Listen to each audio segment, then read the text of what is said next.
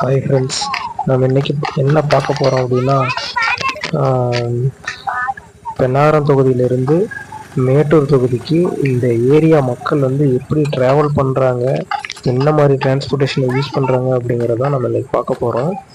So இந்த ஏரியாவில் இருக்கிற மக்கள் அதிகமாக வந்து பயன்படுத்துகிற டிரான்ஸ்போர்ட்டேஷன் பார்த்திங்கன்னா இந்த படகு வசதியை தான் வந்து பயன்படுத்தி பெண்ணாகரம் தொகுதியிலிருந்து மேட்டூர் தொகுதிக்கு வந்து அதிகமான மக்கள் வந்து போக்குவரத்துக்கு யூஸ் பண்ணுறாங்க. இப்போ நம்ம பார்த்துட்டு இருக்கிறது பார்த்தீங்கன்னா மேட்டூர் டேமுக்குள்ளே இருக்கிற நிலப்பகுதியை தான் நம்ம பார்த்துட்டு இருக்கோம். ஸோ இது மேட்டூர் டேமில் தண்ணி வடிஞ்சதுனால இந்த ஏரியாவில் இருக்கிற நிலத்துல எல்லாம் இந்த ஏரியா மக்கள் வந்து விவசாயம் பண்ணுறாங்க. ஸோ இதில் பார்த்தீங்கன்னா வந்து எள்ளு விதிச்சிருக்காங்க. மேலே டவர் தெரியுது பார்த்தீங்களா, அந்த டவர் தெரியுற லொக்கேஷன் தான் தருமபுரியோட பார்டரு. ஸோ இதில் 120 அடி தண்ணி வரும்போது பார்த்தா அந்த ஏரியா எல்லாமே வந்து தண்ணி ஆகிரும். அதே மாதிரி பார்த்தீங்கன்னா இப்போ மேட்டூர் டேமில் 70 அடி தண்ணி இருக்குது. அதே மாதிரி கர்நாடகாவில் வந்து 1,00,000 கனஅடி தண்ணி வந்து வினாடிக்கு வந்துகிட்டு இருக்கு. ஆப்போசிட்டில் பார்த்தீங்கன்னா க்ரீன் கலரில் தெரியுது பார்த்தீங்கன்னா, அது வரைக்கும் தண்ணி நிற்கும். ஸோ அந்த எண்டில் இருந்து இந்த எண்டு வரைக்கும் பார்த்தீங்க அப்படின்னா அரௌண்ட் 5 கிலோமீட்டர்ஸ் கிட்ட வந்து இதோட டிஸ்டன்ஸ் இருக்கும். இது பார்த்தீங்கன்னா ரொம்ப டிஸ்டன்ஸு. அதில் போட்டில் ட்ராவல் பண்ணுறதே வந்து அரை மணி நேரத்துக்கு மேலே வந்து ட்ராவல் பண்ணணும். நடுவில் பார்த்தீங்கன்னா அந்த ஒரு குன்று மாதிரி ஒன்று தெரியுது பார்த்தீங்களா, அது மட்டும்தான் இடையில இருக்கும். ஸோ மற்ற எதுவுமே இடையில் இருக்காது, எல்லாமே தண்ணிக்குள்ளே போயிடும். அந்த குன்றுமே பார்த்தீங்கன்னா மேலே கொஞ்சம் தான் தெரியும். ஸோ மீதி எல்லாமே தண்ணிக்குள்ளே போயிடும். அதே மாதிரி இதில் ட்ராவல் பண்ணுறது நிறையா தண்ணி இருக்கும்போது 120 அடி டேமில் தண்ணி இருக்கும்போது ட்ராவல் பண்ணுறது வந்து ரொம்ப ரிஸ்க்கு. ஏன் நான் ரிஸ்க்குன்னு சொல்கிறேன் அப்படின்னா, இதில் ட்ராவல் பண்ணும்போது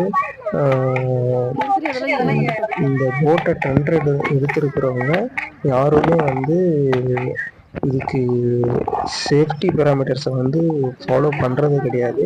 ஸோ சேஃப்டி பேராமீட்டர்ஸ்ன்னு நான் எதை சொல்கிறேன் அப்படின்னா, லைஃப் ஜாக்கெட்டோ லைஃப் பாயோ எதுவும் வந்து பேசஞ்சருக்கு ப்ரொவைட் பண்ணுறது கிடையாது. ஏன் அப்படின்னு எனக்கு தெரியல.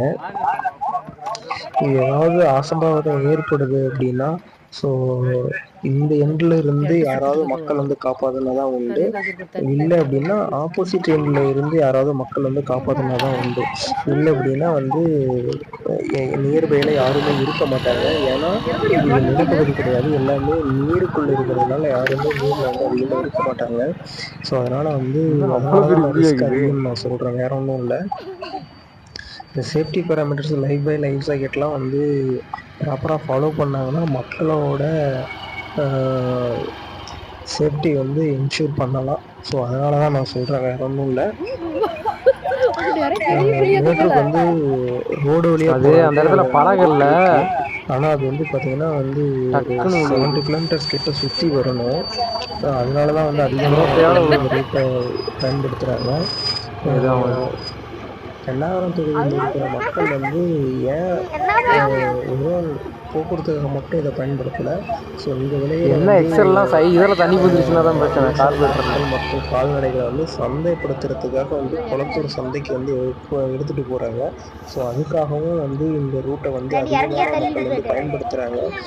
ஏன் அப்படின்னா வந்து மக்கள் அதிகமாக கூடுவாங்க, சந்தை வசதி வந்து அங்கே தான் அதிகமாக இருக்குது. ஸோ அதனால தான் அந்த ஏரியாவுக்கு போகிறாங்க. ஏன்னா கோயம்புத்தூர்ல இருந்து இங்கே வந்து அதிகமாக பருத்தி மிளகா அந்த மாதிரி விளையும். ஸோ அந்த மாதிரி விளைபொருட்களை வந்து குளத்தூர் சந்தைக்கு எடுத்துகிட்டு போவாங்க. ஸோ குளத்தூர் சந்தைக்கு ஏன் எடுத்துகிட்டு போகிறாங்கன்னா, அங்கேருந்து தான் வந்து கோயம்புத்தூர் அதே மாதிரி அந்த சைடு தென் மாவட்டத்திலேருந்து வர எல்லா வியாபாரிகளும் வந்து குளத்தூர் சந்தைக்கு தான் அப்பா வந்து வருவாங்க. ஸோ அங்கே வந்து விவசாய பொருட்களுக்கு வந்து கொஞ்சம் நல்ல விலை கிடைக்கும் அப்படிங்கிறதுனால தான் அந்த ஏரியாவுக்கு போகிறாங்க. ஸோ வேற ஒன்றும் இல்லை. கவர்மெண்ட் பார்த்து இந்த